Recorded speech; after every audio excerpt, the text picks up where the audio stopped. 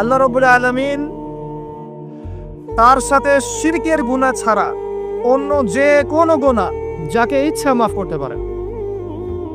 যে কোনো গুনাহ আল্লাহ পাক মাফ করতে পারেন শিরকের গুনাহ ছাড়া। আরেকটা গুনাহ আল্লাহ পাক ক্ষমা করবেন না, সেটা হচ্ছে বান্দার হক।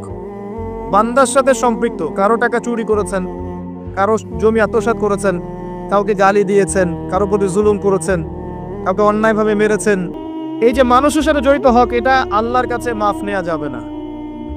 কাবা ঘরের গিলাফ ধরে কানলেও কোনো লাভ নাই, ওই বান্দার কাছে গিয়ে ক্ষমা নিতে হবে। ভাই আমি আপনাকে গালি দিয়েছি, মাফ করে দেন। ভাই আমি তোমার টাকা চুরি করেছিলাম, এই নাও ফেরত নাও। বোন তোমার সম্পত্তি আমি দেই নাই, নিয়ে নাও। প্রতিবেশী তোমার জমি আমি নিয়েছি, নিয়ে নাও। এটা দুনিয়াতে করতে হবে। অন্যথায় পরকালে দেখবেন যে মানুষের সাথে জড়িত হকের জন্য মানুষটা দাঁড়িয়ে আছে,